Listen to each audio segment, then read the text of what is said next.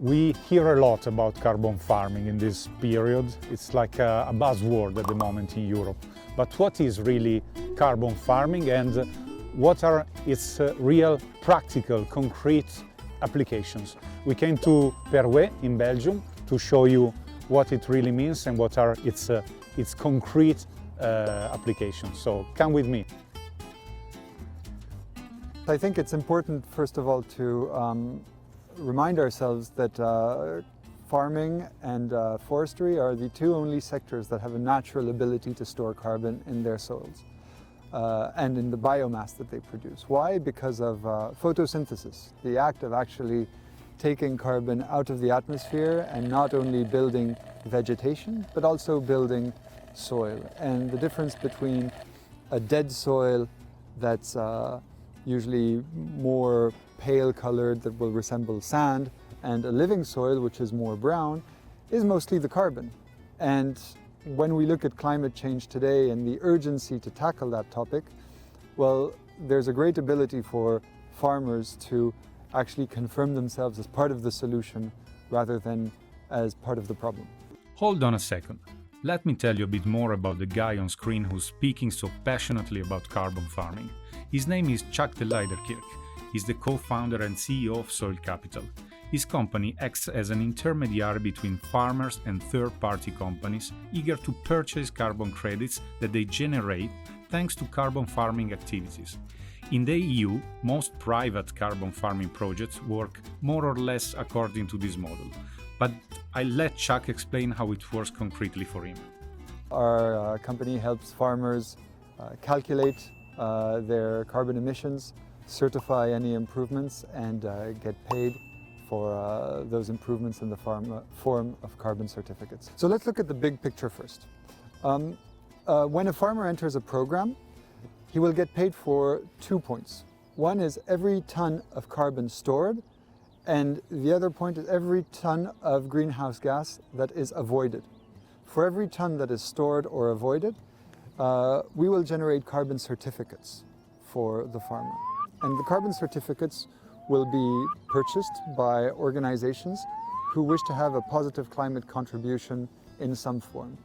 Some of the carbon certificate buyers will be organizations that are regionally based and who want to contribute to the climate by paying people from their region rather than paying projects halfway across the world that store carbon. Another large part of our buyers are buyers from the food and ag value chain who feel compelled to bring carbon neutral or low carbon products to the market. What I often like to say is, let's imagine that a producer storing barley is storing so much barley that the rest of the value chain that is malting the barley and producing the beer is actually emitting less than what the farmer stored. You could actually imagine producing a carbon negative beer, which would give everyone a great excuse to drink more beer, because then every time you're drinking the beer, you're fixing the planet. It's when I hear this kind of argument that I think that carbon farming could really quickly become popular in Belgium. However, to generate those credits, you need a farmer to work and implement carbon farming practices. So, how can a company like Soil Capital manage to convince a farmer to work with them? So convincing farmers is tough. I think this is a new topic for everybody, and there's a lot of confusion in the market. I think on the one hand, we need to build trust with the farmers that they're not going to be damaging their productivity or their profitability. And there's a lot of perceived fear out there. And so we spend a lot of time trying to reassure farmers that what we're interested in first are healthy agronomy rather than just carbon for carbon's sake. And we always start when talking to farmers by saying, even without a carbon payment, carbon is good for your soils. Carbon is a good proxy for natural fertility, carbon is a good proxy for productivity, and carbon will allow you to decrease your input application. The first way we convince farmers is better agronomy. The second way we convince farmers is simply through ambassadors. What we've realized is the more profitable farmers actually store more carbon. That's really interesting because now you can tell farmers, you don't have to choose between sustainability and profitability. When it comes to photosynthesis, the two are aligned, and it's really rare in the world today. Farmers have that opportunity to align the two. Okay, fair enough. At that stage, I really wanted to ask the agri-cooperative next door, also working with Soil Capital, how and why they decided to join this initiative. One of the ways to move agriculture towards low-carbon agriculture is to work in partnership with processors and buyers. So here at Cultivae, we have set up a chain. We have recreated a long-term partnership between brewers, maltsters and farmers.